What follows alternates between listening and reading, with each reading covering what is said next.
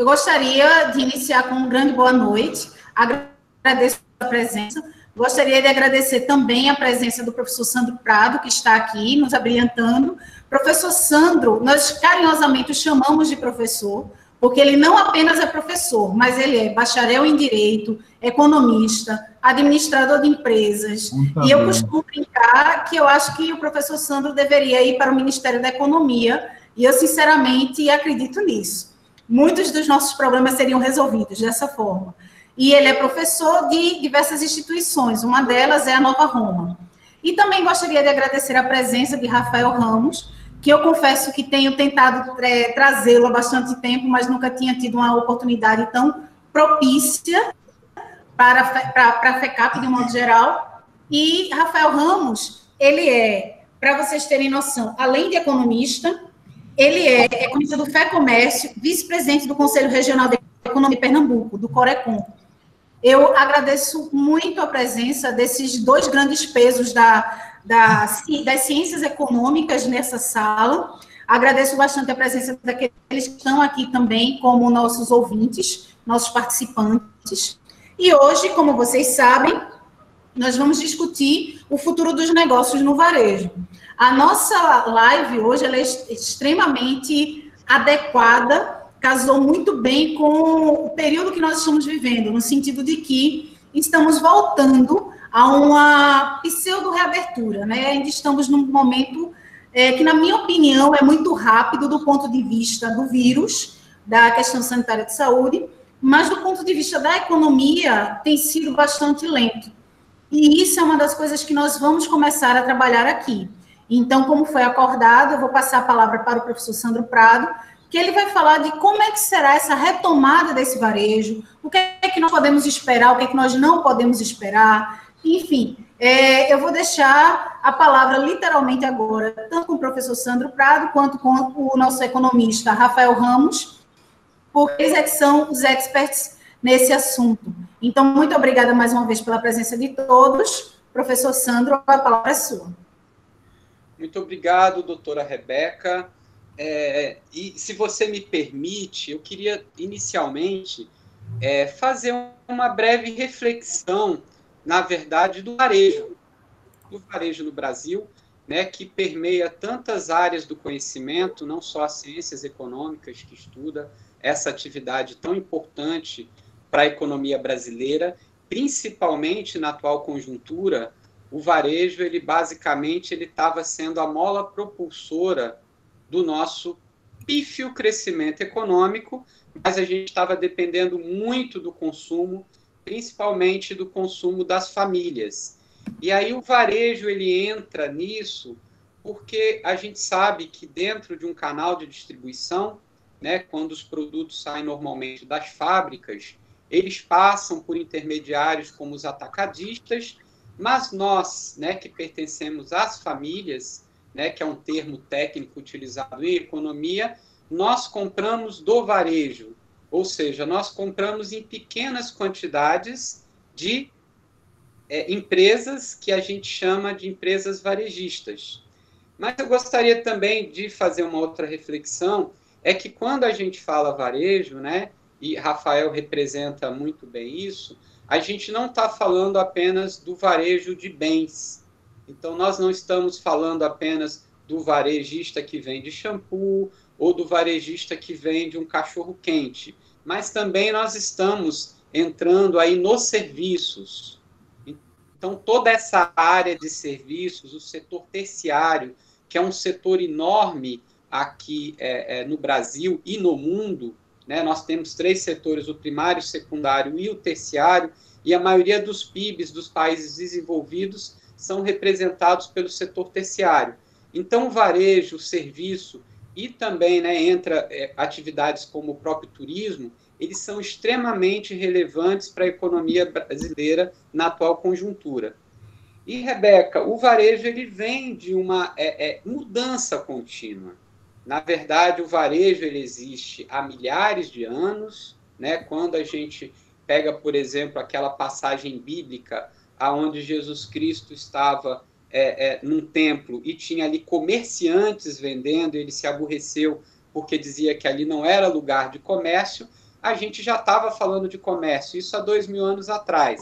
Mas se a gente remontar, o comércio ele é muito mais antigo do que isso, né? Então, essas atividades comerciais do varejo, elas são muito mais antigas. E tiveram muitas mudanças, principalmente nos últimos séculos. Então, só para a gente relembrar uma mudança recente no varejo brasileiro, foi, por exemplo, o nascimento dos hipermercados, né? O nascimento e a expansão de um formato de varejo que aqui em Pernambuco ele é muito bem quisto, que são os shopping centers. Então, se a gente remonta a 25 anos atrás, praticamente a gente não tinha um shopping center aqui na região metropolitana do Recife. E hoje nós temos vários nesse tipo de formato, né? Uma outra tendência muito grande do varejo dos últimos anos é o sistema de franchising, onde tem uma empresa mãe que replica, né, as suas lojas em vários outros lugares, como é o caso, por exemplo, o ícone brasileiro, o Boticário, né, que tem aí mais de 4.000 unidades no Brasil todo em lojas franqueadas.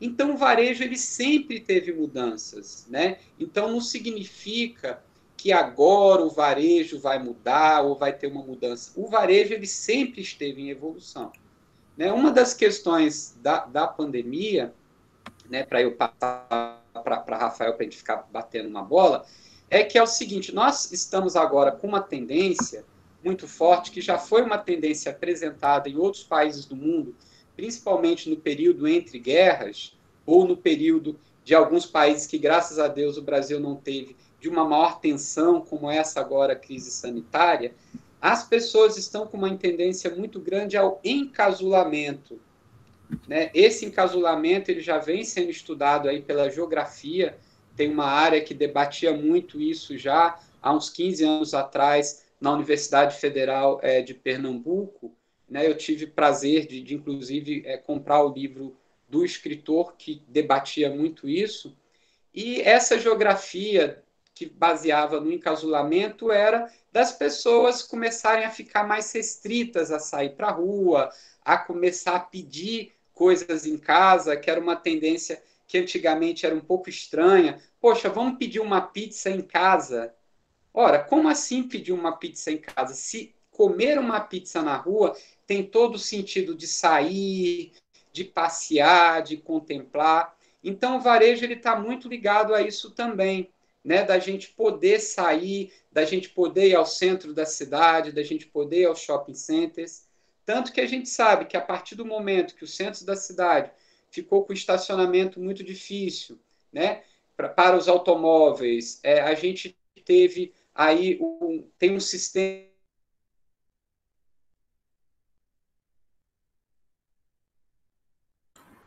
Sandro?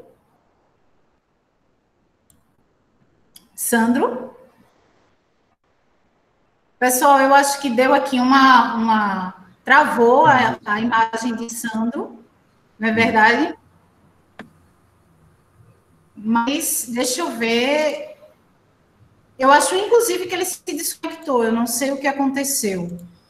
Mas, vamos tocando em frente, né? Sandro estava justamente falando da questão de que temos uma prática de varejo que ela vai muito à rua.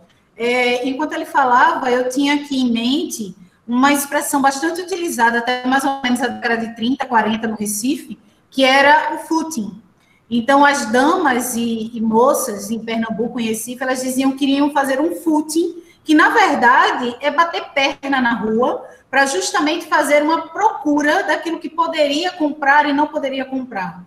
Então, já que Sandro está aqui com alguns problemas de conexão, eu acho que ele vai voltar muito em breve, vamos continuar as nossas atividades. Rafael, você se incomoda em assumir enquanto ele volta? Sem problemas. Bem, eu já fui apresentado, né? Meu nome é Rafael Ramos, eu sou economista da Federação do Comércio há praticamente 6 anos. Não sou mais vice-presidente do Corecon, mas eu sou conselheiro efetivo e tenho uma experiência já na área de varejo. Como o Sandro vinha falando, o varejo, principalmente em Pernambuco, a gente tem um hábito muito grande de fazer compra física. Então, o varejo pernambucano ele precisa muito do fluxo de pessoas. E a partir do momento que a gente teve esse bloqueio na questão do isolamento, né, na questão do decreto das restrições em relação a, pelo menos, a paralisação da ata da epidemia da Covid-19 aqui em Pernambuco, o varejo começou a sofrer. Então, por que o fluxo de pessoas no varejo de Pernambuco é tão importante? Porque a gente não só tem compras planejadas, a gente também tem as compras por impulso. As pessoas, às vezes, estão passando na rua, vê uma promoção, vê uma oportunidade e compra. E também, para destacar, a gente fez uma pesquisa em relação a e-commerce, né, e a gente verificou que na região metropolitana do Recife, a maioria das pessoas prefere ainda comprar de maneira física, e aí por N motivos, a questão de experimentação do produto, a questão de burocracia para devolver esse produto caso ele tenha algum problema, e algumas pessoas ainda desconfiam na questão do pagamento, de insegurança, em relação a cartão de crédito e etc. Então, existe uma gama de variáveis, né, que ainda impedem as pessoas aqui em Pernambuco de aderir de uma maneira mais firme em relação ao e-commerce. Então, como a gente é muito dependente disso, se você pegar as projeções, Pernambuco foi o estado que praticamente figurou no top 3 das maiores quedas no Dia das Mães, Dia dos Namorados e provavelmente agora no festejo junino, porque a gente é muito dependente do comércio físico, né, das pessoas irem até os estabelecimentos.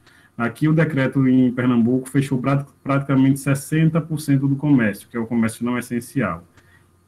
E o comércio não essencial é basicamente de bens duráveis e semiduráveis, como móveis, eletrodomésticos, eletrônicos, calçados, vestuários. Então, esses itens não são itens essenciais, até porque eles foram fechados. São a maioria, praticamente, do comércio, né? E a partir do momento que as pessoas não visualizam um incentivo para continuar consumindo esse tipo de item, a gente viu aí as quedas significativas em relação ao varejo como um todo. Então, essa questão do faturamento praticamente zero do varejo não essencial, eu acredito que vai fazer com que muitos lojistas aqui em Pernambuco, eles tendam a acelerar a questão da transformação digital. Esses lojistas, geralmente, a maioria das empresas aqui em Pernambuco, elas são muito familiares e muito resistentes à inovação. Eles têm muito medo em relação a risco. Mas a questão da Covid-19 colocou todo mundo no mesmo barco. Todo mundo hoje tem a oportunidade de arriscar, praticamente com o mesmo risco do vizinho. E ficou claro para todos esses lojistas que não existe mais uma concorrência local. O lojista hoje não concorre com aquele lojista que está na Rua Nova, na Rua da Imperatriz ou próximo a ele. O lojista ele concorre com um comerciante da China, um comerciante dos Estados Unidos, um comerciante de todo o mundo, até porque hoje a internet ela vai fazendo com que esse comércio ele tenha essa concorrência extremamente global e quem não se adequar a isso vai morrer. Então, a Covid-19 ela trouxe para o lojista hoje, para o varejista, a atenção de não viver apenas de um canal de vendas, como é a maioria deles, que vende apenas através da maneira física. Então, a partir do momento que a gente teve esse bloqueio em relação ao acesso das pessoas aos estabelecimentos, ela começou a criar um alerta dentro do lojista de que ele precisa ter uma variedade de canais justamente para ele atender, né, para ele continuar vendendo, caso um desses canais seja bloqueado. Então, se antes dessa pandemia, esses lojistas já estivessem com maturidade em relação à rede social, aplicativo, site próprio, site de terceiros como os marketplaces, era provável que eles não tivessem uma queda tão significativa como foi verificado. Hoje, na correria, e aí foi realmente uma correria, porque muitos não tinham essa questão desse canal digital, se tentou colocar o canal digital, mas nem mesmo a adesão do canal digital no pós-pandemia foi suficiente para amenizar as quedas bruscas. Isso porque eles não têm experiência em relação a estar na presença digital, ainda não têm experiência em relação a como eles vão abordar o cliente, como é que eles vão fazer as postagens patrocinadas. E, além disso, a gente tem as grandes varejistas, né, que não são pernambucanas, as grandes varejistas como Magazine Luiza, Casas Bahia, então são americanas, são sites extremamente grandes que têm poder de investimentos significativos. E quando alguém, pernambucano, paraibano ou de qualquer outro estado, pensa em comprar na internet, provavelmente ele vai até uma lojista grande, né? Então, ainda vai impactar ainda mais a questão do micro e pequeno estabelecimento aqui de Pernambuco. Então, a gente realmente tem uma conjuntura extremamente crítica para esse lojista, porque ele está totalmente impactado negativamente em relação à venda física, e quando ele vai para o e-commerce, ele também tem inúmeras barreiras, implicando de que ele não vai ter o mesmo faturamento de antes. Então, isso cria um momento de ebulição dentro desse negócio, para ele tentar se ajustar e sobreviver. Aí, do lado da sobrevivência, a gente vê que a gente tem alguns problemas, né? A gente tem um governo que, não falo só o governo federal, municipal, estadual e federal, que não teve a questão de dar atenção para o setor produtivo. A gente tem que lembrar que o setor produtivo é o setor que investe, é o setor que gera emprego, é o setor também que contribui em relação à arrecadação, mas a gente não viu políticas, vamos dizer assim, efetivas dos governos, das esferas governamentais em relação ao setor produtivo para a manutenção desses negócios durante essa pandemia. Então, é provável que a gente tenha um número grande de estabelecimentos fechando. A gente tem aqui, dentro do comércio em Pernambuco, de maneira formal, em torno de 300 mil empregos formais. É muita gente, é uma massa salarial significativa. Então, a partir do momento que você tem um setor do comércio, setor do varejo, com impactos negativos, e eles começam a cortar essas vagas, vai significar aumento de endividamento dessa população, queda na renda dela, né, restrição orçamentária, ela vai poder não consumir como antes, e além disso, a gente vai ter uma queda na massa salarial, vai ter uma queda na arrecadação do governo, então está tudo interligado. Então, eu acredito que é uma obrigação das esferas governamentais socorrer também o setor produtivo, socorrer as famílias e socorrer o setor produtivo nesse momento. Então, acredito que faltou políticas efetivas, a gente viu políticas aí em relação a crédito, mas que, no fundo, esses créditos continuam burocráticos e caros. Eu acompanhei algumas solicitações de créditos a bancos públicos e bancos privados, e a burocracia ainda é altíssima, de levar 2 semanas para se aprovar o cadastro da empresa, apenas o cadastro, e ainda mais tempo depois que esse cadastro é aprovado para solicitar a questão do crédito. Então, isso vai fazer com que muitas empresas morram, e principalmente dentro do setor do comércio. É provável que a gente tenha realmente o cenário crítico ainda continuado em junho, julho, provavelmente agosto também.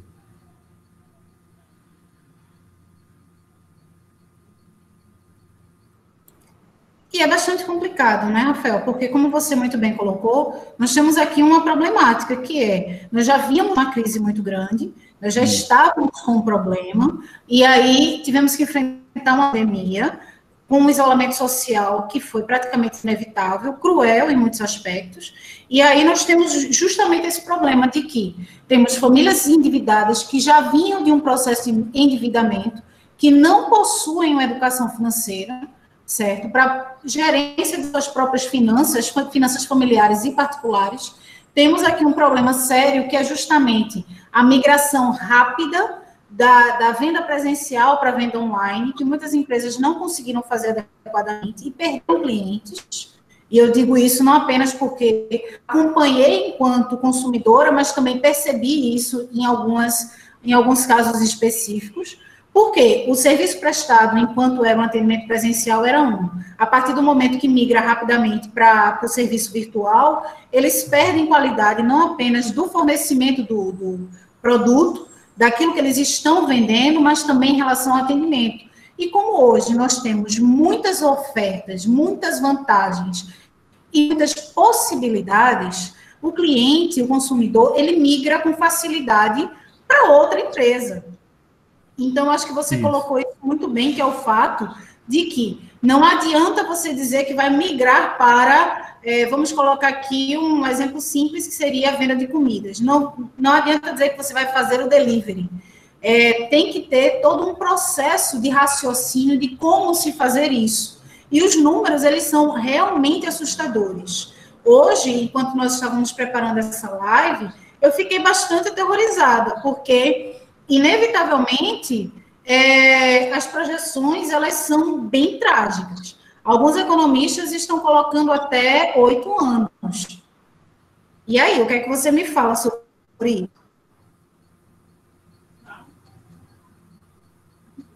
Curto.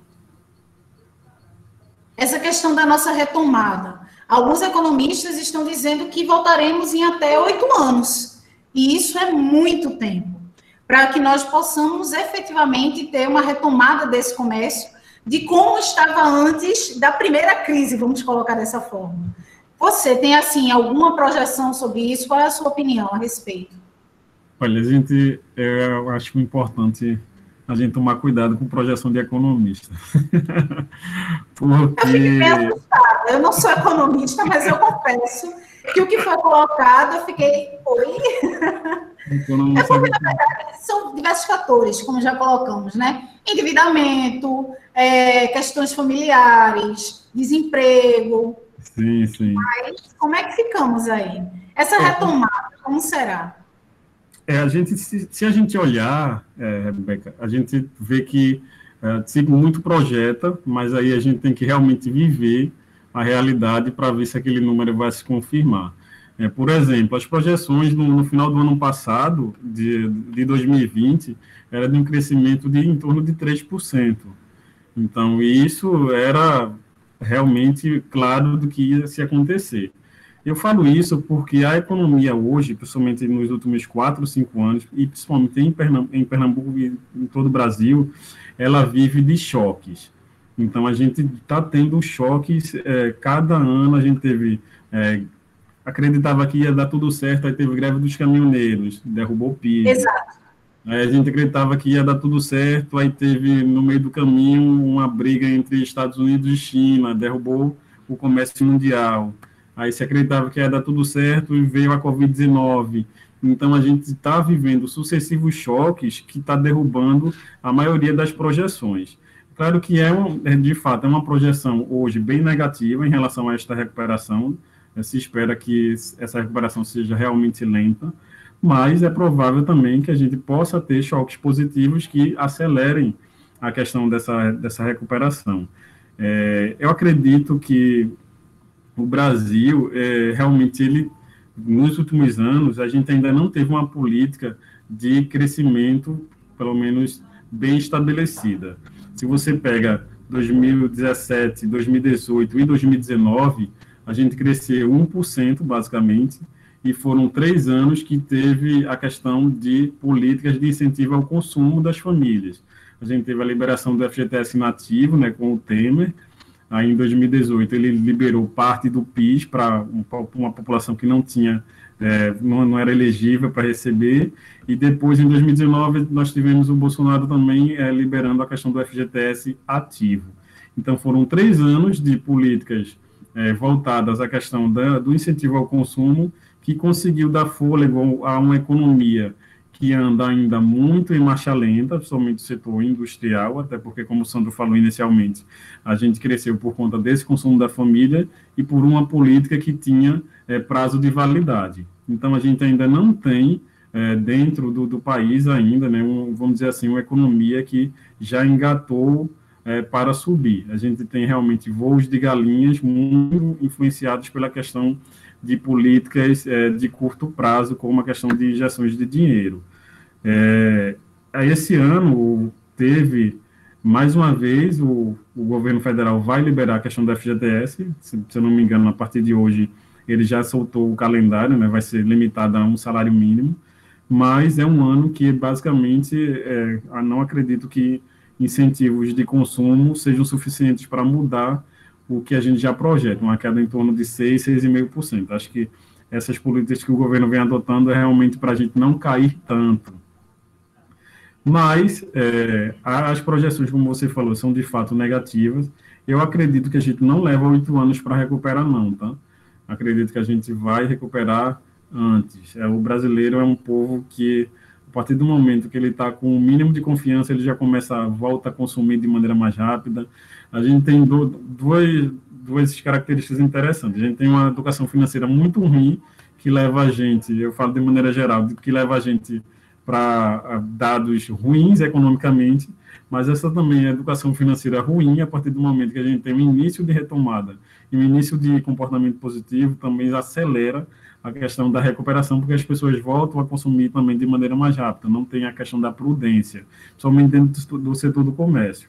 Então, acho que a gente tem, sim, vamos dizer assim, um caminho a se percorrer para se recuperar, mas não acredito que seja 8 anos, não. Acredito que essa é uma projeção pessimista que eu nem gosto de olhar, porque realmente é aterrorizante. Acredito que a gente, em 2021, se tudo der certo, a gente começa a, pelo menos, a voltar a recuperar. Acho que a gente também vai ter, em 2021, números muito inflados. Né? 2020 vai ser uma base muito negativa, então qualquer crescimento em 2021 vão ter variações de 10%, 15%, 20%, que é também algo que a gente pode ter que tomar cuidado, né? Pode ser um crescimento, vamos dizer assim, falacioso. E é bastante complicado, né? Sandro Prado voltou, seja muito bem-vindo, Sandro, novamente, de volta, né? Está aqui. Mas o que você falou, eu concordo. Na minha opinião, tem somente uma coisa que nós devemos levar em consideração, que na sua fala me ocorreu o seguinte: eu torno a dizer, eu não sou economista, eu estou aqui apenas conduzindo essa pequena live, né, mas eu estudei um pouco para poder fazê-la. E na sua fala me trouxe um ponto, a questão de que o brasileiro ele é realmente persistente, ele realmente vai ao comércio, ele compra, mas eu acho que nós temos que pensar num pequeno ponto, que a falta da nossa formação econômica, da nossa formação financeira, faz com que nós nunca consigamos sair de um determinado erro. Qual é? É justamente aquela de dizer o seguinte: nós somos empreendedores, mas nem tudo que se fala que é empreendedorismo é de fato empreendedorismo, e a maioria das empresas, elas quebram com, no máximo, 2, 3 anos, justamente por falta de como saber gerir aquela empresa. E aí, os dados que o Sebrae, que eu olhei o site do Sebrae, fui atrás desses dados e fiquei realmente pensativa nisso, de que nós poderíamos ter uma retomada muito melhor se nós tivéssemos uma educação financeira e que se o nosso empresariado tivesse também essa formação mínima de como gerir a própria empresa. Porque eu conheço pessoas que fazem isso. Pegam dinheiro do FGTS, ou elas vão comprar televisão, vão comprar celular, ou então elas procuram investir em alguma empresa, algum comércio. Só que aí cometem inúmeros erros. Então, talvez eu esteja um pouco descrente justamente pensando nessa realidade, de que talvez não tenhamos a possibilidade de uma retomada grande, como você muito bem colocou, já estamos sofrendo desde 2017. Eu acho que o grande crash foi justamente o impeachment de Dilma Rousseff, que fez com que nós descêssemos ladeira abaixo, e eu estou vendo, é claro, eu estou sendo pessimista, mas eu vejo como uma pá de cal. O Covid-19 foi a pá de cal. Eu ando pela rua e percebo um comércio fechado porque as lojas fecharam, fechado porque elas tiveram que devolver os pontos, né? E aí entra justamente o aspecto de que vamos voltar a consumir, mas também teremos um superendividamento. Entende meu questionamento? Eu fico sempre nessa. Eu estou bastante receosa. Eu acho que você está bem mais otimista do que eu. Olha, eu sou conhecido como, entre os economistas, como um economista otimista. Todo mundo sempre, quando quer uma palavra otimista, geralmente a imprensa vem até mim. Mas, realmente, como você falou, tem um problema muito grande em relação à educação financeira, não só do lado das famílias, assim também como do lado dos empresários. De fato, a maioria, grande parte das empresas fecham até 2 anos, né? A taxa de mortalidade é altíssima aqui em Pernambuco, justamente por falta de planejamento. Mas aí a gente também tem outro aspecto que leva a isso. A gente tem um mercado de trabalho, só em Pernambuco, muito difícil. A gente, em Pernambuco, sempre figura entre as maiores taxas de desemprego do país. Geralmente a terceira, a quarta, em torno de 15%, 16%. Então, quando a gente tem um mercado de trabalho extremamente difícil, a gente incentiva com que muita gente ela empreenda de maneira forçada, porque ela não consegue voltar aqui no mercado de trabalho. Às vezes, aquelas vagas não dão condições para aquela pessoa, ela tenha pelo menos uma vida social também digna. Então, as pessoas tentam empreender de maneira mais forçada e esquecem a questão do planejamento para começar a abrir o seu negócio. Então, isso também é uma característica aqui em relação ao nosso mercado de trabalho, que faz com que muita gente empreenda de maneira forçada e acabe, de fato, fechando em menos de 2 anos por falta de planejamento. O mundo empresarial é um mundo muito burocrático, somente é um mundo que desincentiva o crescimento, somente pela questão da carga tributária dessas empresas. Então, realmente, é bastante difícil e também incentiva a informalidade de muitos. Então, acredito que não só a questão a educação financeira baixa das famílias é um grande problema. Você realmente destacou de maneira importante que, no lado empresarial, nós temos também, em relação a início de investimento, uma precariedade muito grande na questão do planejamento. Temos instituições que acabam ajudando, como você citou, o SEBRAE, mas que muita gente também considera distante ir até essas instituições para tentar se aconselhar. Então, aí a gente tem realmente uma gama de pessoas que empreendem e acabam fechando, reduzem ainda mais a questão do orçamento de investimento que ela tem, dos recursos dela, e acaba voltando à questão de ter dificuldades em relação à sua renda. Então, realmente é algo difícil. Eu acho que essa pandemia ela vai transformar algumas questões. Em relação a negócios, é provável que eles nasçam já pensando em possibilidades de travamento de questão de isolamento. Então, a gente vai ter, acredito que os negócios nascendo muito mais digitais, muito mais ligados à questão da internet, justamente por a gente estar numa conjuntura que tende a isso. Eu não sei se no pós as pessoas ainda vão lembrar, né, que a gente, como brasileiro, tem memória curta também, se ainda vão continuar essa lembrança em relação às questões que a Covid-19 trouxe, para manter esse nível de ligação com a transformação digital. Mas acredito que dentro do varejo pernambucano, muita empresa vai se transformar, vai se ter ganho de produtividade e também, ao mesmo tempo, é provável que a gente, apesar dessa produtividade crescendo, a gente também encerre empregos também. E aí, Sandro, você gostaria de participar dessa conversa? O que é que você me diz? Olha, pois como o próprio Rafael falou, que ele é chamado quando querem uma visão aí mais otimista, eu sou ao contrário, eu sou mais realista e às vezes até pessimista. E aí, quando começam a perceber, até me cortam de algumas meios de comunicação. Mas veja, vamos voltar, e eu estou aí, como o Rafael está com uma pegada muito econômica, eu estou tentando até fazer o contraponto, né, que Rafael tem muitos números, muitos dados, mas eu queria aí focar um pouquinho no varejo, se você me permite continuar um pouco aí a lógica do raciocínio. Claro, fica à vontade. Então, quando o Rafael está falando dessa transformação digital, né, é importante a gente entender que isso estava acontecendo, mas de uma maneira extremamente homeopática. Porque uma das coisas que todo mundo presenciou, todo mundo que está aqui na live, né, tem idade para isso, foi principalmente a chegada do smartphone. O smartphone, o acesso, né, às pessoas à internet com uma facilidade maior, né, com barateamento do acesso à internet, trouxe uma mudança muito abrupta no hábito de consumo das pessoas mais novas. Então, já se tem uma geração que ela já estava muito antenada com os novos meios de comunicação, já estava fazendo muitas compras através do e-commerce, que realmente é uma novidade no varejo brasileiro, né? Embora já algumas empresas já começam a investir, como Magazine Luiza, nos anos 2000, mas a maioria ainda estava engateando no e-commerce, né?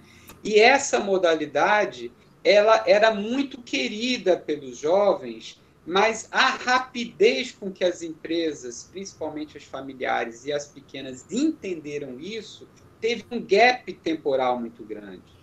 Então, enquanto a garotada, as pessoas mais novas já estavam fazendo compras, estavam fazendo transações utilizando o WhatsApp, comércio, começaram a ter meios alternativos, inclusive de empresas basicamente digitais, o que antes quase que era impossível, por a gente não ter esse meio de chegar até o consumidor final.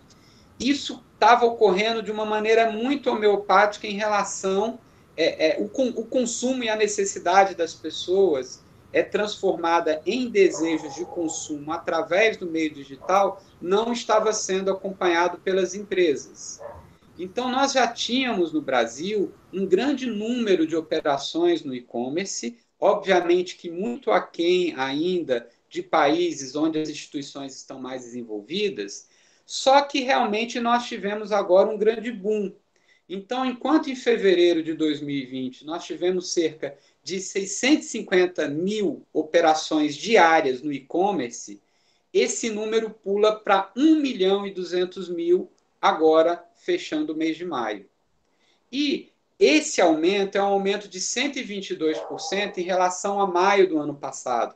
Então, a gente já viu uma tendência homeopática do crescimento do e-commerce. Só que a gente não estava vendo, principalmente, o pequeno empresário formalizado, né, que é o varejo tradicional, aderir ao e-commerce. Então, as lojas tradicionais estavam funcionando como lojas tradicionais e pouquíssimas que também tinham esse canal de distribuição ou esse canal ligado diretamente ao consumidor. E aí, o que a gente percebe? A gente percebe que, a partir do momento que vem essa mudança abrupta, através de uma variável externa, que foi a questão da pandemia, as empresas começaram a correr atrás dessa possibilidade. O que é isso? O que é marketing digital? O que são negócios digitais? E começou uma procura muito grande para um entendimento mínimo. Lembrando que a maioria dos comerciantes formais e os comerciantes que já estavam no mercado eram pessoas que têm uma dificuldade, como o Rafael disse, de mudança. É um negócio que já está dando certo, que já tem um tempo, então eles tinham um medo, um temor, até porque achavam que teria que ter muito investimento, né? Não só de tempo, mas também inabilidade de formação para poder trabalhar com e-commerce. E aí, o que se coloca muito, que eu acho que é extremamente exagerado, não significa que a gente vai ter um novo, realmente, modelo de consumo baseado no e-commerce. O que acontece é que já era uma tendência de crescimento. Acontece que a gente deu um pulo, né? Esse pulo é nesse tempo da pandemia. Obviamente que isso ainda vai demorar muito tempo até as pessoas terem confiança, por exemplo, de ir passear num shopping center e dali acabar consumindo, né? Então, muitos lugares, muitos formatos de varejo vão ter a dificuldade dessa volta do consumidor.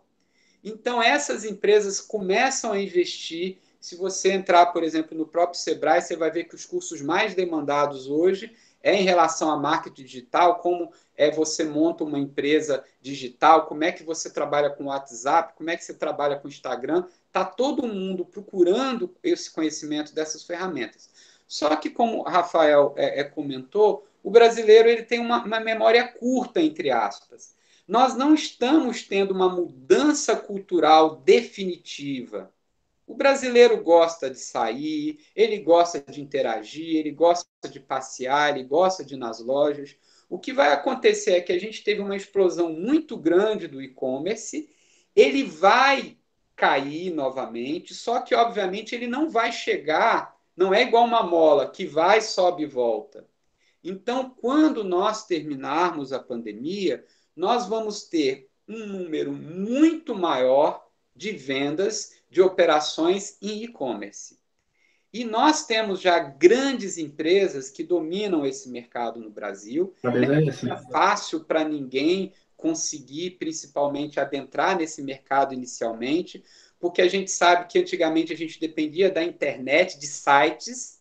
Quando a gente ia num buscador, justamente aquela pequena loja ficava lá na 10ª página, na 15ª, ninguém nunca achava a sua loja, mas esses meios tecnológicos, essas inovações, elas são muito repentinas.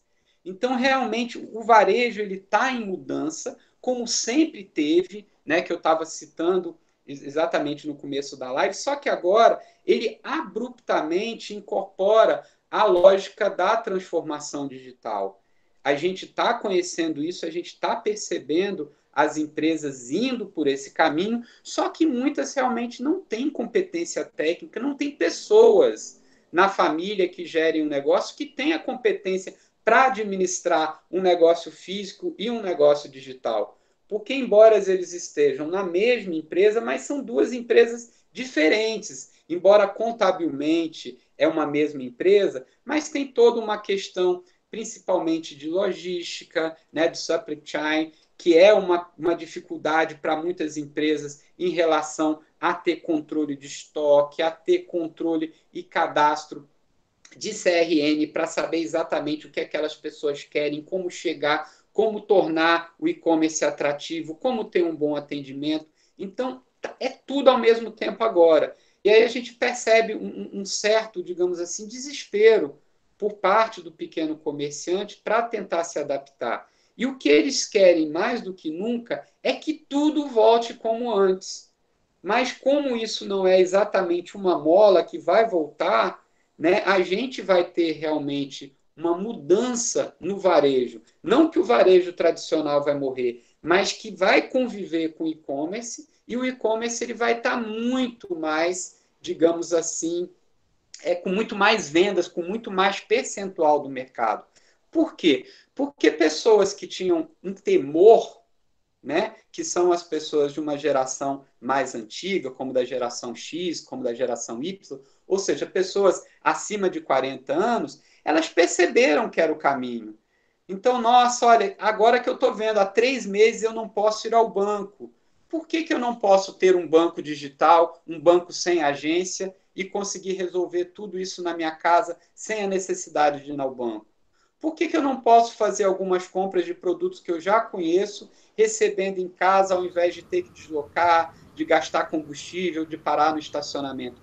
Então, é uma mudança cultural que não é de uma hora para outra. Não é que a pessoa vai parar de querer sair, de querer passear, de querer comprar. Mas vai haver uma diminuição, vai haver uma reorganização.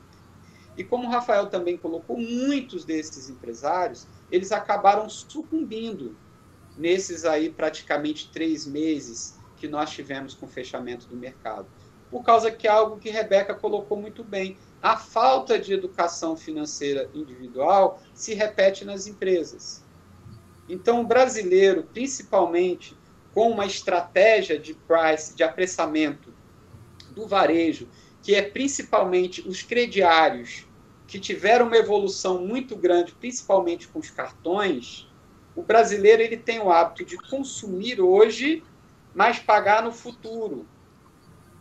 Ou seja, eu estou comprando um televisor hoje, mas eu não tenho dinheiro para fazê-lo à vista, mas eu posso dividir em 24, em 36 parcelas. Então, ao invés de haver uma poupança, como em muitos países onde a população já passou por momentos de dificuldade, no Brasil há uma despoupança, ou seja, há um hábito do brasileiro gastar a renda futura e não ter a poupança. E isso agrava muito com a questão previdenciária do Brasil depois dessa reforma. Nós vamos ter muitas pessoas idosas com dificuldade financeira, porque é um hábito que foi gerado, foi incentivado, inclusive pelo próprio comércio brasileiro, que é uma tipicidade em relação ao mundo, essa forma do crediário tão alongado e com tantas facilidades. O crédito ao consumidor no Brasil é muito grande. Então, essa despoupança também dificulta a retomada agora da economia, porque as pessoas não têm dinheiro, já gastaram tudo, não tem capital de giro. E aí o governo ele vem com essas políticas paliativas de liberação de fundos de garantia, de PIS, de um dinheiro que estava lá guardado, e essas pessoas novamente colocam no consumo, né? Esse dinheiro, esses recursos financeiros vão fazer falta no futuro para a economia, ou seja, a gente está também fazendo a mesma coisa, o governo está fazendo com que as pessoas gastem esse dinheiro antes e depois elas não terão, então está prejudicando o futuro da economia brasileira. E aí a gente vê que o comércio hoje, né, está aproximadamente, os últimos dados, foram quase 200 bilhões, gente, de venda perdida no varejo desde o início da pandemia. É muita coisa. E muitas pessoas não precisam comprar calçados, não precisam comprar roupas, que, como o Rafael colocou muito bem, que são bens não essenciais. Então, esse tipo de varejo, ele está com muita dificuldade.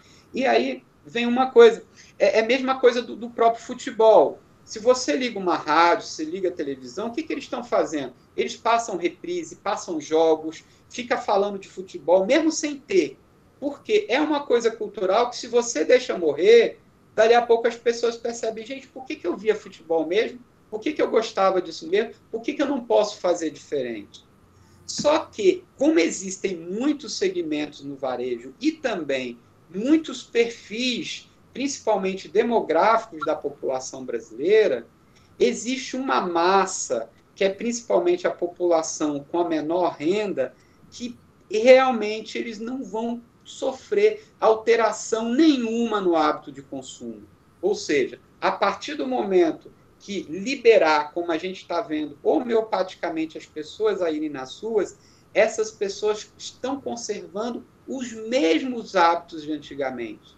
Porém, o varejo que vender para pessoas de classe média, de pessoas que têm um nível de instrução maior, que estão realmente antenados com o perigo pandêmico que está acontecendo, aí sim essas empresas vão ter uma transformação muito mais radical. E não há outra alternativa senão se fazer essa transformação digital.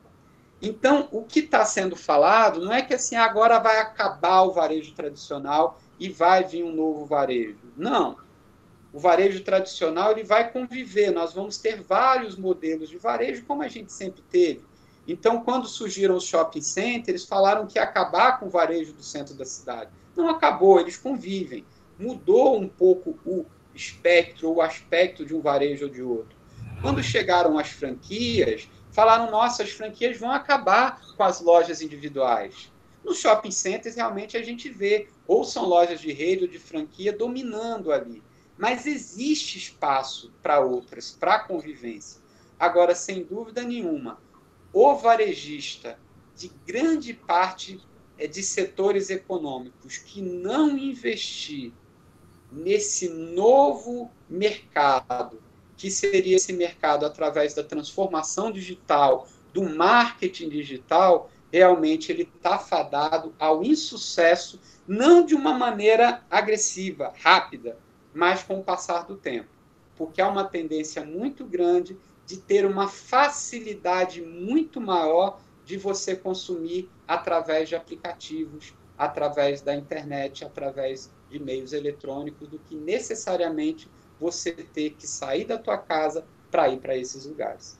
Então, a gente está, sim, numa mudança. E, obviamente, que isso vai afetar, como o Rafael colocou muito bem com os dados fresquinhos, né, da pesquisa que teve aí recente, principalmente aqui em Recife, que nós estamos numa grave crise econômica.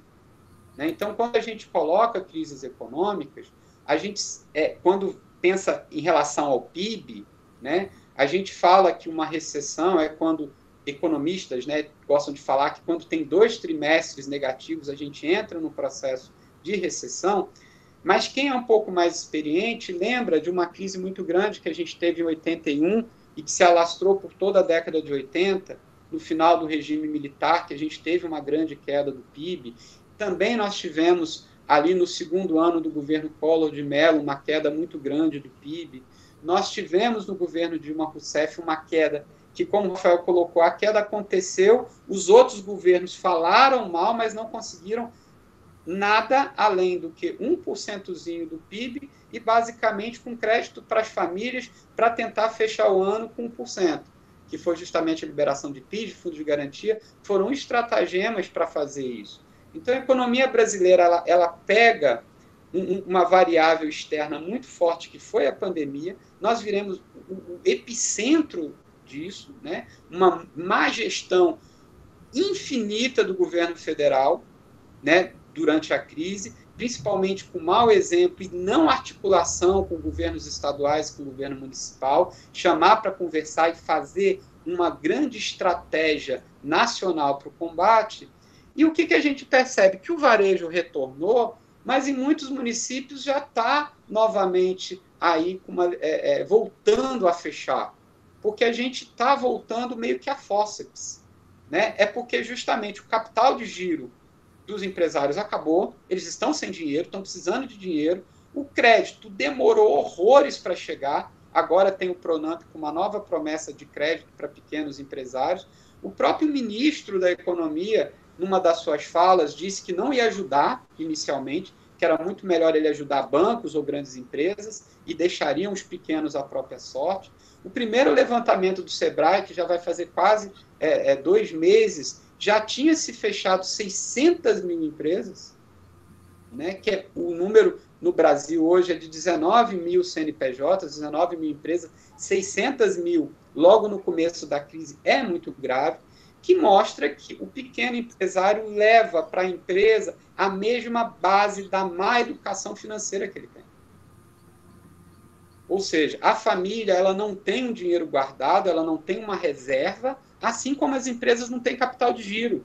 Então, ou vende em 15 dias e o dinheiro entra, ou ele ia numa factory, ou trocava com as operadoras de cartão de crédito para aquele dinheiro ia rodando, ou a empresa não conseguia girar. A partir do momento que as vendas encerraram, mesmo com essa grande, digamos, articulação empresarial para reduzir aluguel, muitas empresas não estão pagando água, não estão pagando luz porque não pode cortar, não estão pagando contadores, ou seja, vários gastos estão sendo suprimidos para serem pagos a posteriori e mesmo assim há um desespero muito grande.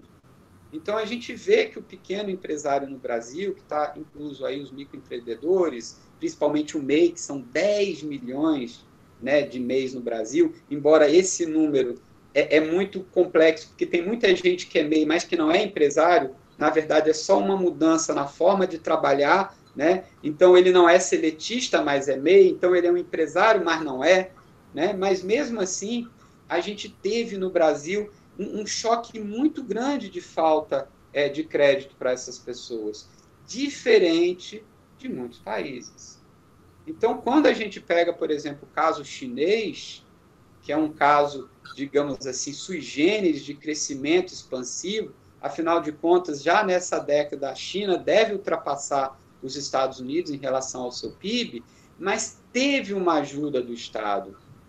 No Brasil, a nossa cultura é que o Estado seja forte, é que o Estado tome as rédeas da situação em momentos de crise. E o que está faltando, o que me dá aí essa insegurança até de uma previsibilidade da retomada econômica, é o quanto o governo federal, através do Ministério da Economia, do Ministério do Desenvolvimento, do Ministério das Cidades, que tem uma tendência extremamente liberal, vai fazer políticas intervencionistas de recuperação do crescimento econômico. As famílias precisam de ajuda. Os empresários precisam de ajuda. Não tem como a gente sair disso sozinho. Precisam de ajuda. Não é necessariamente ajuda financeira, em termos de receber dinheiro, como o brasileiro, infelizmente, está mal acostumado.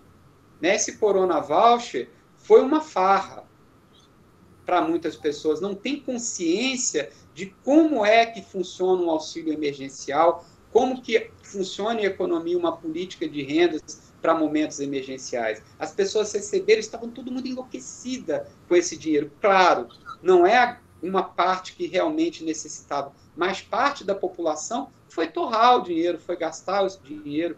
Muita gente inescrupulosa que não precisava e não estava ali como uma pessoa com perfil para receber esse dinheiro, foi fazer a solicitação, tentou, se colar, colou. Então, a gente vê que o brasileiro ele não está preparado para esses momentos de crise.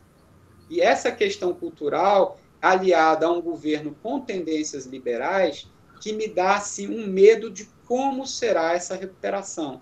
Porque se a gente cair esse ano aí, Rafael tá bem otimista entre 6 e 6,5, eu já estou aí mais para 8, embora é aquela coisa, foi muito eu falar que poucos lugares que a gente tem condição de falar dessa forma. A análise econométrica, até para quem não entende, é uma confusão de números, porque se pega cálculo com estatística, com economia, só que são muitos cenários, são muitas variáveis que fazem a mudança até que haja essas projeções.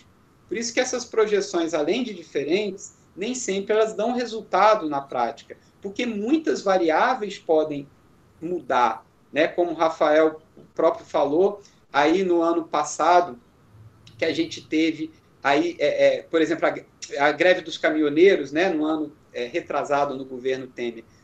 Quando acontece uma coisa dessa, ninguém estava esperando, né? Teve um impacto na economia, que é algo inesperado. Então, de vez em quando, acontece algumas coisas que os economistas não tiveram e não colocaram na sua previsão, né? Tanto que em economia tem um termozinho que a gente aprende logo no começo, que é o tal dos ceteris paribus, já em microeconomia, desde que todas as outras variáveis permaneçam constantes. Então, desde que o governo realmente ele tenha uma intervenção positiva na economia, o ano que vem a gente vai ter um crescimento econômico. Mas é o crescimento do quê? Da recuperação. É como aconteceu na economia argentina. Você vai para o fundo do poço, você cresce. Mas até a gente recuperar os níveis que a gente teve, né, antes da crise do governo Dilma Rousseff, vai demorar. Então, basicamente, a gente está perdendo quase que 8 anos de crescimento econômico.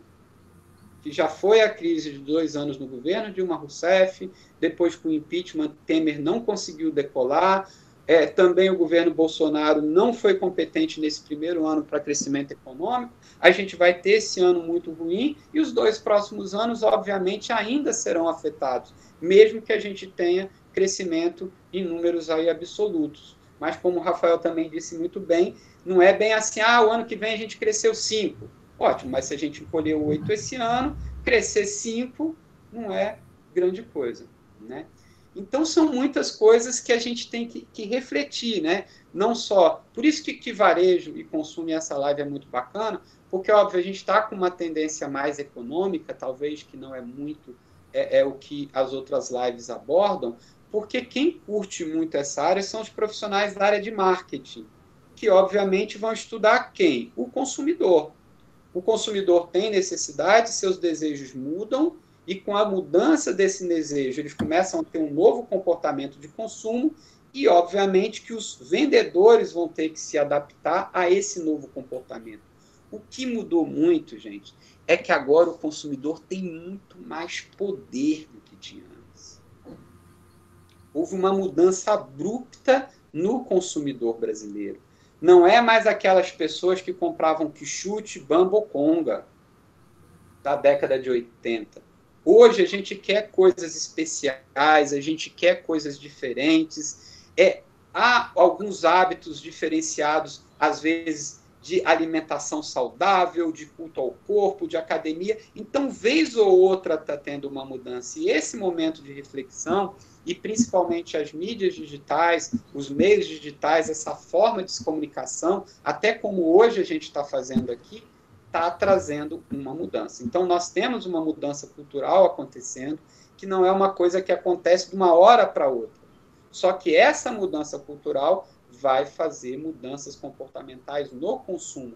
E aí sim, o varejo vai ter que se adaptar a esse novo consumidor que está nascendo.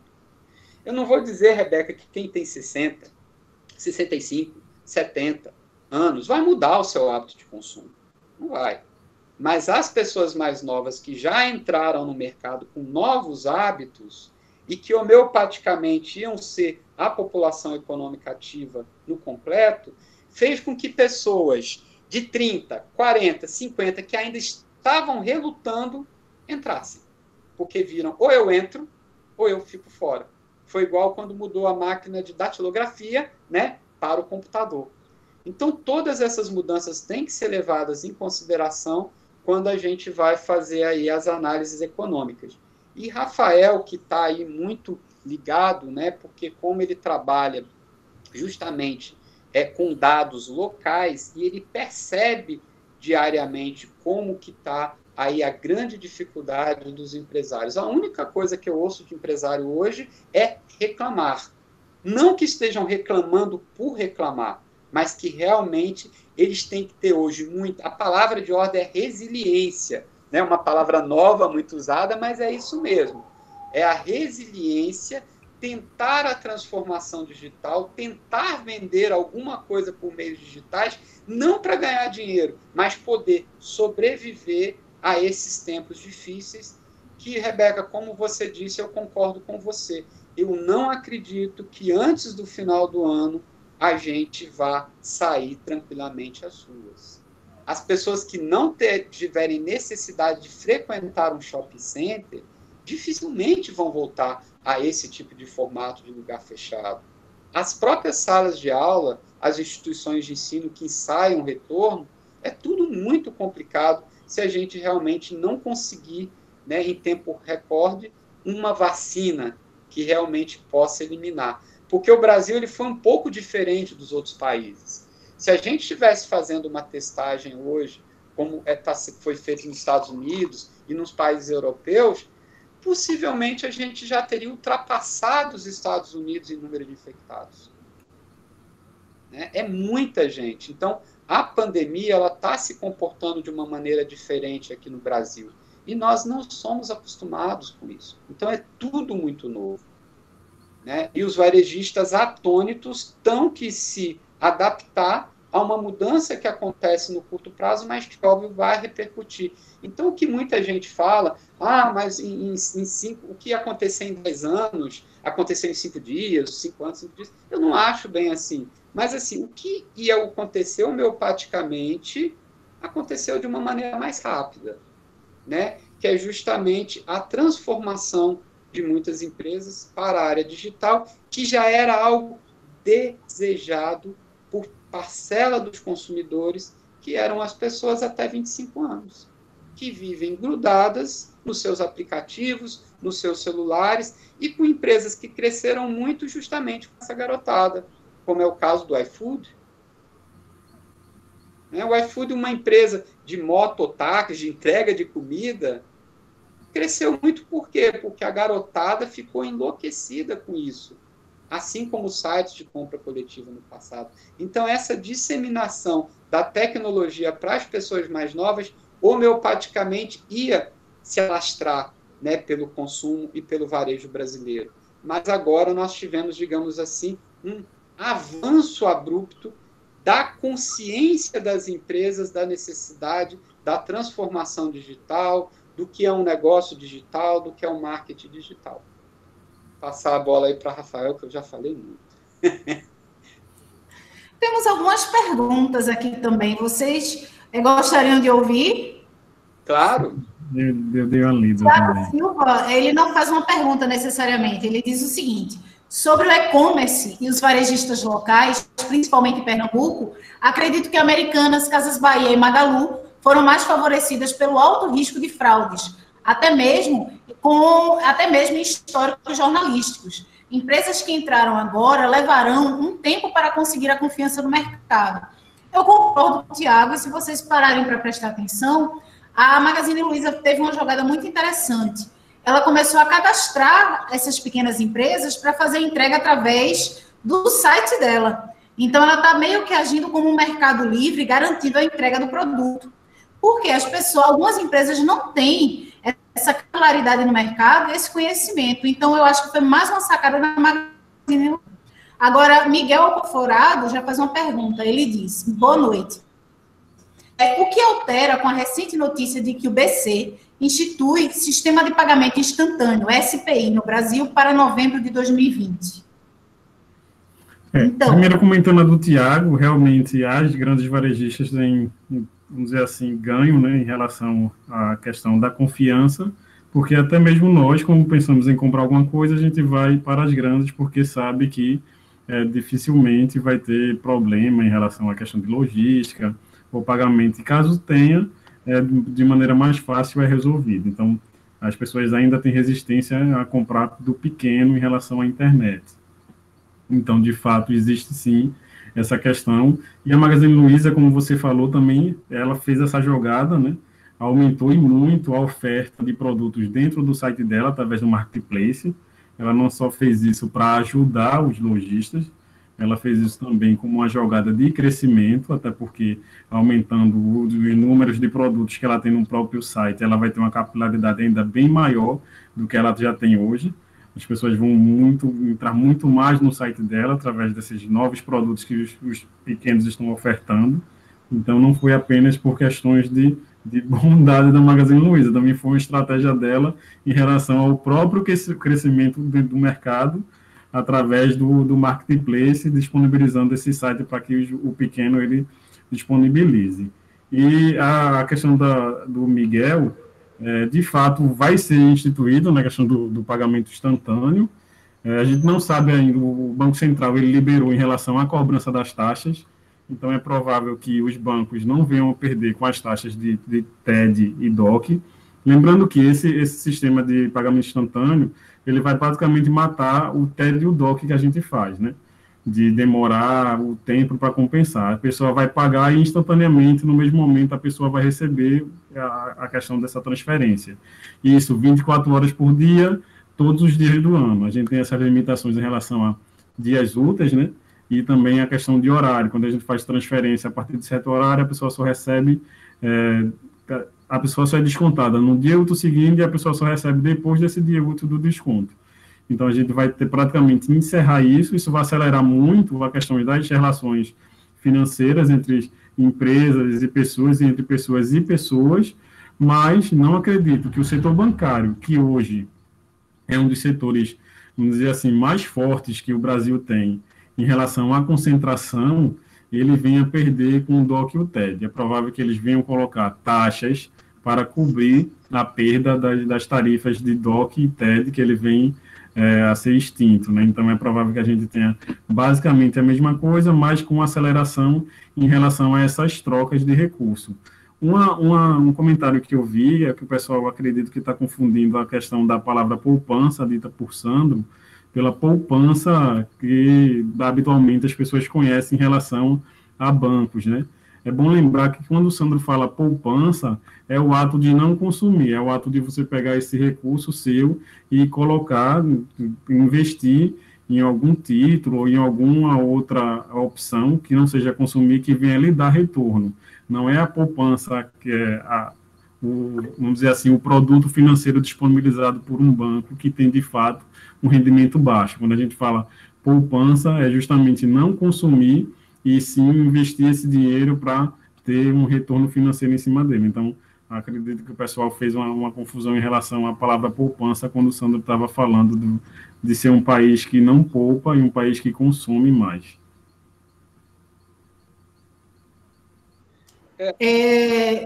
Fala, Sandro. Eu ia passar para você agora.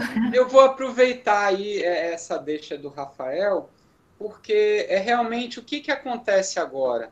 Como nós estamos com a necessidade de recuperação, que já faz anos, há um estímulo do governo federal à despoupança. E qual que foi a principal foco desse desestímulo? Justamente essa aplicação chamada caderneta de poupança. Então, a partir do momento que se mudou a regra de quando a taxa de juros Selic, que é uma taxa de referência da economia, até o Copom agora, né, tá reunido para... A gente deve ter novidades essa semana de uma nova queda, né? A partir do momento que se mudou as regras, que a partir de uma taxa inferior a 8,5%, a poupança só passaria a render 0,7%, ou seja, 70% da Selic, as pessoas ficam com essa lógica de, rapaz, não está dando nada, a caderneta de poupança não dá nada, eu vou gastar. Isso a gente já conheceu no plano cruzado, né, em alguns planos econômicos que entraram água justamente por isso. O brasileiro não entende muito bem o que é poupança e, principalmente, a gente só acha que poupar são investimentos tradicionais. Então, como o Rafael falou muito bem, a gente ainda está engatinhando, principalmente no mercado de valores mobiliários, né, que é a área de mercado de capitais, aonde no mercado mobiliários a gente tem debêntures, a gente tem, bom, para resumir, ações, né, que é o mais famoso desse mercado. Claro que tem uma variabilidade que a gente chama de volatilidade muito grande, mas são outras formas de investimento. Então, você deixar o seu dinheiro em casa, colocar na caderneta de poupança, fazer aí uma aplicação para o seu futuro, mesmo que você compre aí e esteja guardando o seu dinheiro numa previdência privada, não é que isso seja um investimento, mas isso é uma poupança. Ou seja, você está abrindo mão do consumo imediato no presente para consumir no futuro. Inclusive, por isso que você é remunerado por juros. Então, o brasileiro ele não tem mais esse hábito que tinha no passado. Nós criamos uma geração de gastadores, de consumistas, que é justamente o que veio através da globalização. O que os países centrais queriam? Que o Brasil se tornasse um país de consumistas, de pessoas que consomem além da sua capacidade econômica. A gente não pode consumir exacerbadamente mais do que a gente tem. E aí eu estou reiterando isso porque um dos grandes problemas da quebra das pequenas empresas no Brasil é a falta de entendimento disso. O caba já chega, abre a empresa, já mistura o dinheiro da empresa com o dele, como na casa dele já é uma confusão e ele não consegue nem administrar o orçamento familiar, ele leva esse mesmo vício para a empresa e aí a maioria dessas empresas elas quebram com pouco tempo de vida. Então eu acho muito importante sim que a gente tenha aí, Rafael, ele é muito bom nisso também, né, como economista, que a gente tenha uma preocupação de levar a educação financeira ao brasileiro. Porque, embora, como o Rafael falou, isso é bom para a recuperação econômica, porque o brasileiro não vai se assustar, ele já vai correndo gastar de novo. Mas isso pode ser bom no curto prazo, mas não será, com certeza, bom no longo prazo. E uma das preocupações que eu vou reiterar é com a Previdência. Porque quando as pessoas estiverem aposentando, os homens com 65 anos, e descobrir que vão estar ganhando R$ 1.500, R$ 2.000, com as novas regras, que muita gente ainda não entendeu o que vai acontecer com a aposentadoria, e quando eles descobrirem que isso não dá para pagar um plano de saúde, nem o dos mais acessíveis, e que o governo pretende, dentro dessa expectativa liberal, de não dar mais saúde gratuita para a população, e aí que vai ver a importância da poupança, que muitos países já se tem essa consciência. Ou seja, eu vou abrir mão de algumas coisas no presente em prol do meu futuro. Eu vou cuidar da minha saúde desde novo para que quando eu chegue na meia-idade, na minha velhice, eu tenha uma saúde boa e possa viver até muito tempo. O brasileiro é muito assim, que isso? Eu vou fazer tudo agora mesmo, não sei se eu vou viver até lá, então eu vou gastar. Então, esse tipo de pensamento não é um pensamento saudável, né, para as famílias viverem bem financeiramente e tampouco para os microempresários. Seria um carpe diem financeiro, né, Sandro? Vamos gastar hoje para não ter certeza, eu não tenho certeza se eu vou viver amanhã, então vamos torrar todo o dinheiro hoje. Isso é bastante complicado. Veja, a Laô faz outra pergunta. Vocês acreditam que vão haver grandes mudanças no futuro dos negócios de bares e restaurantes devido ao Covid-19? Deixa eu iniciar, tá, Sandro? Claro, fica à vontade, Rafael. Olha, o setor de bares e restaurantes, ele está inserido basicamente no setor de serviço dentro do turismo, né? E o setor de turismo, ele foi um dos setores que mais foi impactado negativamente com toda essa pandemia. Aqui em Pernambuco, a gente tem queda no faturamento em torno de 2,5 bilhões, se for a nível nacional, 90 bi. E outra questão é que o setor do turismo é importante para a nossa economia, carrega em torno de 100 mil empregos formais. A gente sabe que a cadeia do turismo é imensa, né? Hospedagem, agência de viagens, transportes, a questão da alimentação com bares e restaurantes. Então, realmente é um setor que vai precisar muito ser ajudado, e também é um setor que tende a ser modificado, porque é um setor que precisa muito mais, até do que o comércio, da presença das pessoas. Até porque o comércio ainda consegue, né, o varejo ainda consegue manter o percentual das vendas através de internet, enquanto o turismo não. Como é que você vai se hospedar? Vai se hospedar por óculos? Não tem como, né?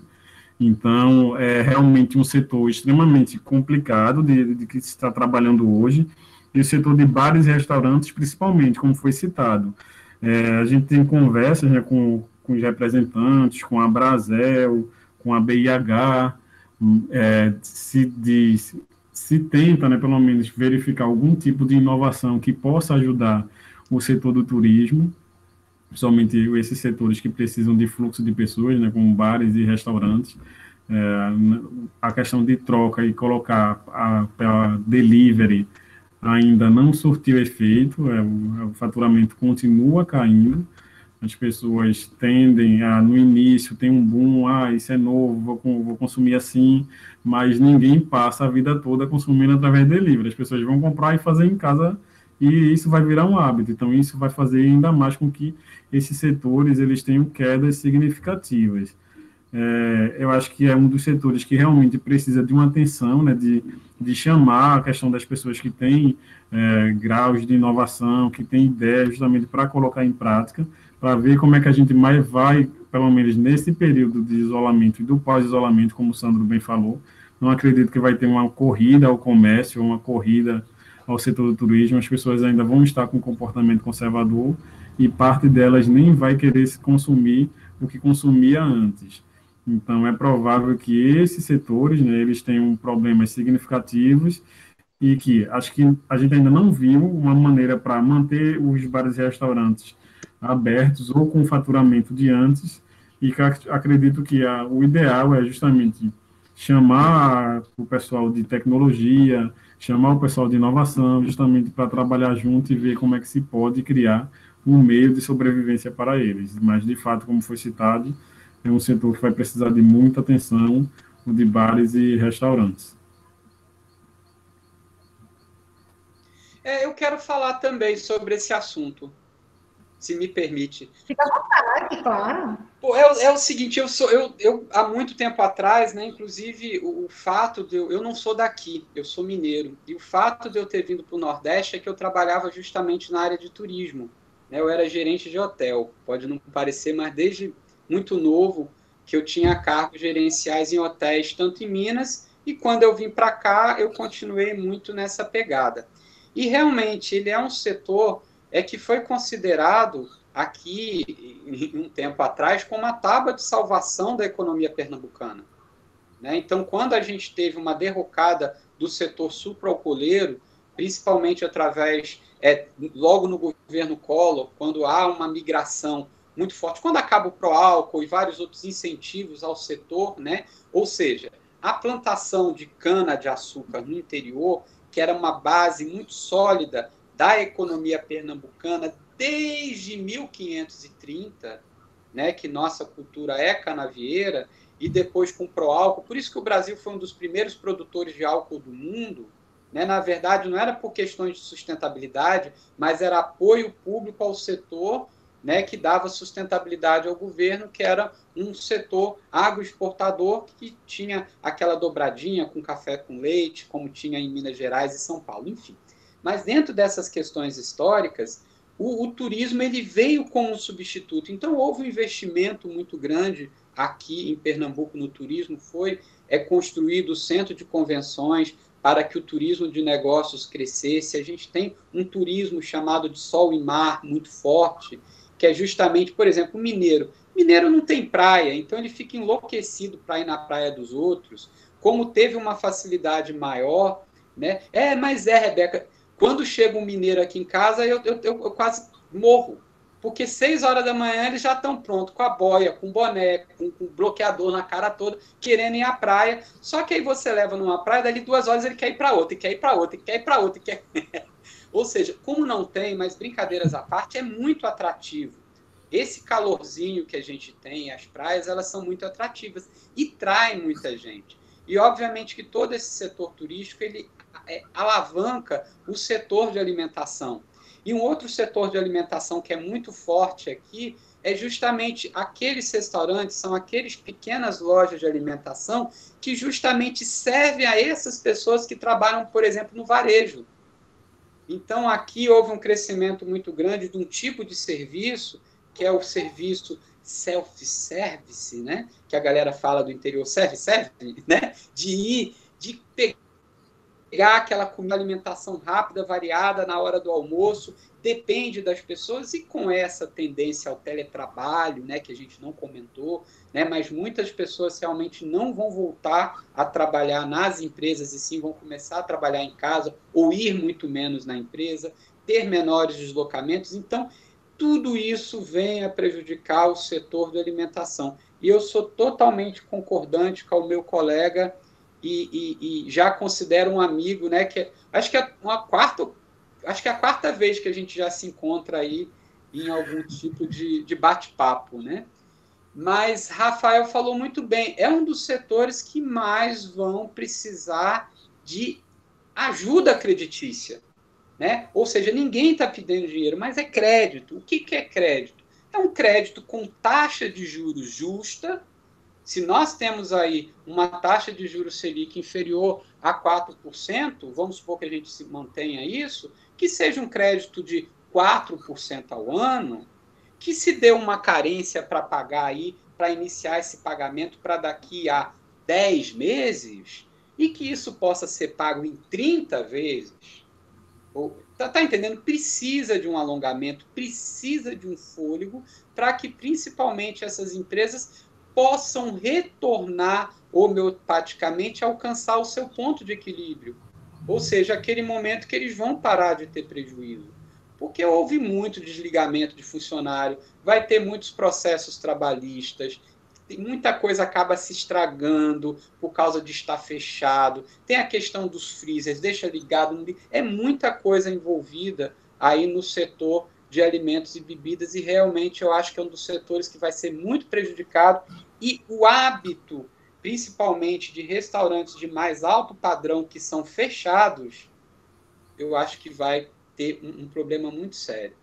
Esses que são de orla, essas coisas mais populares, que são abertos, eu acho que a retomada vai ser mais rápida. Mas, principalmente, esses focados em pessoas de mais alta classe, principalmente onde não tem ventilação, é tudo com ar-condicionado, todo mundo ali juntinho, olha, esses aí realmente precisa de uma intervenção do governo. Tá entendendo? E não é essa questão que as pessoas falam, pô, mas vai ajudar o empresário. Claro que vai ajudar o empresário. É muito importante. Ninguém está dando dinheiro para ninguém. A gente só precisa ajudar, dentro da perspectiva econômica, aqueles agentes econômicos que precisam ser ajudados. E não ajudando, repassando dinheiro sem retorno. É dando crédito.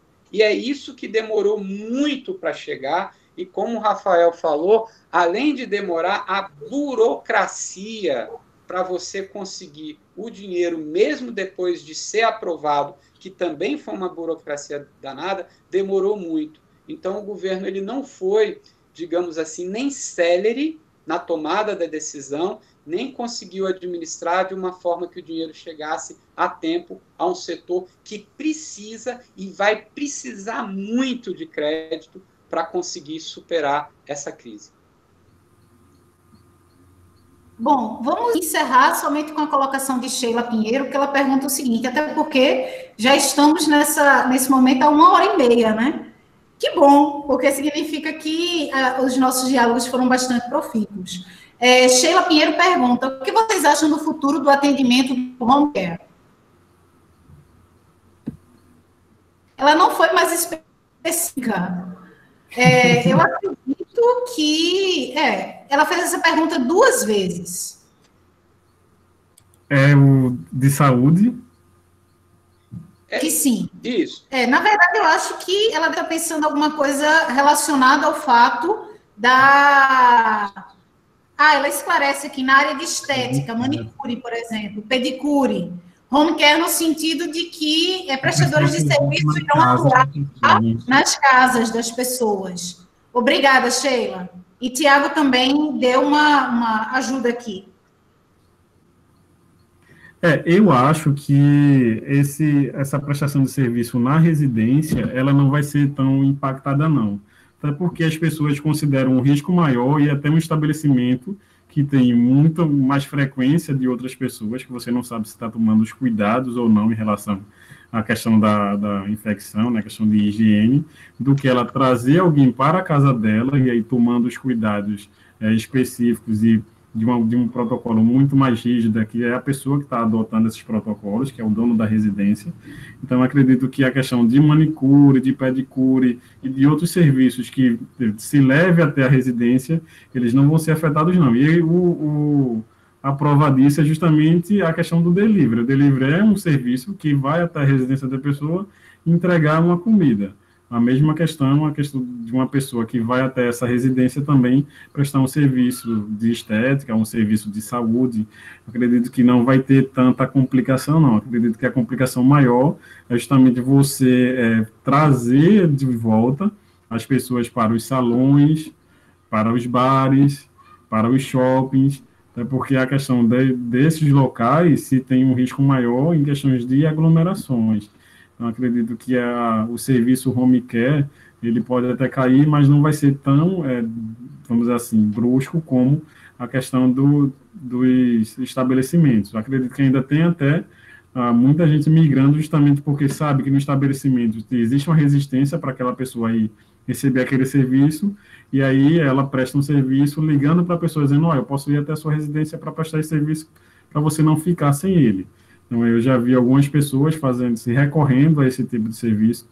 Então, acredito que a questão do home care não vai ser tão afetada, não. Acredito que o grande problema vai ser, de fato, você trazer novamente as pessoas para dentro dos estabelecimentos, até porque existem inúmeros protocolos.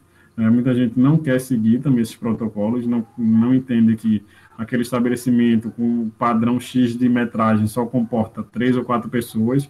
Algumas pessoas não querem ficar fora esperando. Então, eu acredito que o grande problema realmente são os estabelecimentos, e não a questão da prestação de serviço individual na residência das pessoas. Eu acredito que as pessoas até ainda podem crescer se souber, através de um marketing, mostrar, né, que está seguindo todos os protocolos de saúde e de higiene e dando segurança até para a pessoa que está contratando ela para ir até a sua residência. Rebeca, deixa eu complementar, então, que Sheila também fez aí a pergunta referente a várias atividades, né? E ela citou aí os cuidadores de idosos. Os cuidadores de idosos, há uma tendência muito grande do crescimento da necessidade de profissionais dessa área, principalmente por questões demográficas do reduzido número de filhos que as pessoas estão tendo. Então, antigamente, as famílias tinham muitos filhos e sempre o primogênito já deixava lá o que ficava na rabeira para cuidar da mãe, do pai, numa idade mais avançada. E hoje a maioria das famílias que moram em residências, às vezes, muito pequenas, e às vezes é filho único, enfim, há uma tendência muito grande a contratar esse tipo de serviço para poder exercer atividade remunerada. Então, é um setor em franco crescimento, o de cuidador de idosos aqui. Agora, quanto aos serviços prestados em casa, a gente tem que lembrar uma outra coisa. Diminui muito a produtividade do profissional. Então, quando a pessoa vem até você, você consegue atender uma quantidade muito maior. Então, embora você possa não ter esse custo de ter um estabelecimento comercial montado e preferir esse tipo de coisa, a gente ainda tem que lembrar que muitas dessas pessoas vão continuar saindo, vão retomar as suas atividades fora de casa, e no dia a dia, às vezes, é muito complicado receber alguém em casa. Então, eu acho que isso não é uma tendência, né, de manicure, pedicure em casa, como até no passado era. Eu acredito que isso ainda será feito na rua, né? As pessoas vão aproveitar aquele tempo, horário do almoço, depois do trabalho, para poder fazer. Que a gente sabe que esse setor de estética, de beleza no Brasil cresceu muito nos últimos anos, né? As vendas dispararam, não só para mulheres, mas também para homens, né? Cuidados pessoais, cuidados de beleza. E deixa eu te falar uma coisa, Miguel Alcoforado é professor, nosso colega aí da FICAP, também dá aula aí no curso de administração, passou depois que eu me lembrei dessa história. E deixa eu falar mais uma coisa aqui, se me permita. Gente, eu tenho feito algumas lives, né, sobre assuntos diversos ligados à economia. Quem quiser me adicionar é prof_Sandro Prado. Prof_Sandro Prado, aí me adiciona, que sempre a gente está lá batendo um papo, principalmente sobre essas temáticas aí da atualidade. E, além disso, o professor Sandro ainda vai lançar um blog, não é verdade, para discutir mais amplamente. Eu já estou adiantando aqui, porque eu aprendo muito com essas lives que ele faz. Eu sou frequentadora assídua, a ponto de fazer questionamentos, sugestões. Então, eu realmente não apenas indico o Instagram, mas o futuro blog que ele fará.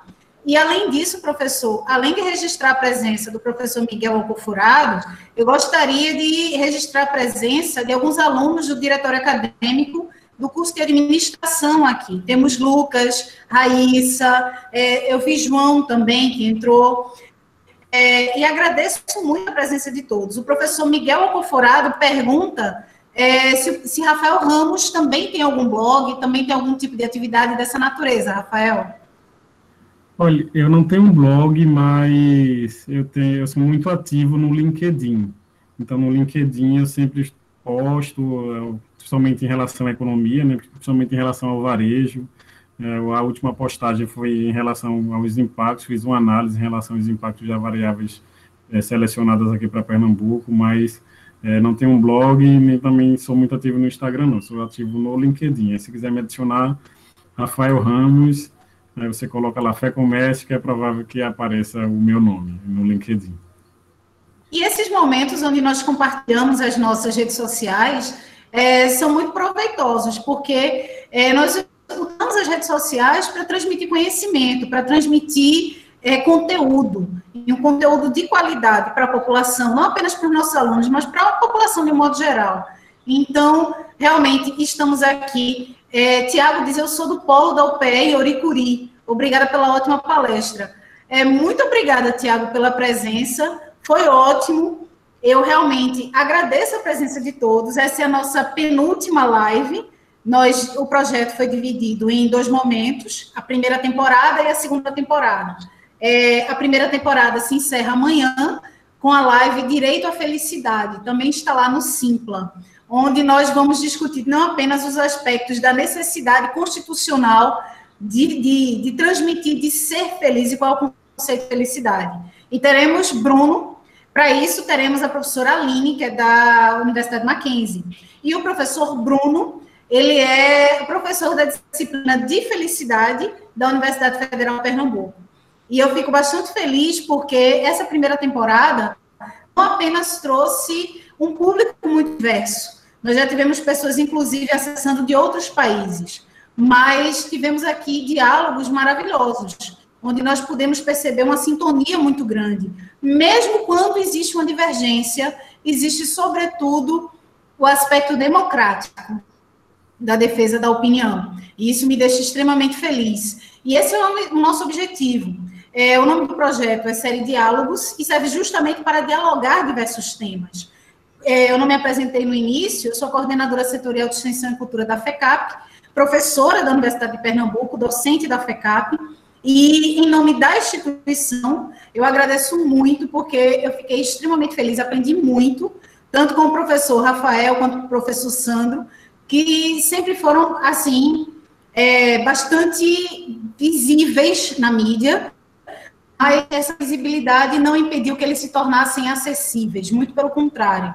São pessoas que, mesmo tendo grande visibilidade, sempre foram extremamente fáceis de você chegar, telefonar, convidar, e isso demonstra não apenas uma questão de responsabilidade social, mas também de facilidade, de personalidade, e isso é uma coisa que me deixa bastante feliz, trabalhar com pessoas assim tão próximas nesse sentido de que colocam o seu conhecimento a serviço da população. Então, realmente, encerramos aqui as nossas atividades. Agradeço a todos, certo? Sheila pergunta como participar desse mesmo modo, Sheila. Está no Simpla. Agora, no final, quando eu enviar os certificados, eu enviarei também já o convite da live amanhã. Está no Simpla, basta se inscrever e você vai receber o endereço das atividades que acontecerão amanhã, nossa última live da temporada. Pessoal, muito obrigada pela presença. Mais uma vez, agradeço, Sandro, agradeço, Rafael, foi maravilhoso. Muitíssimo obrigada.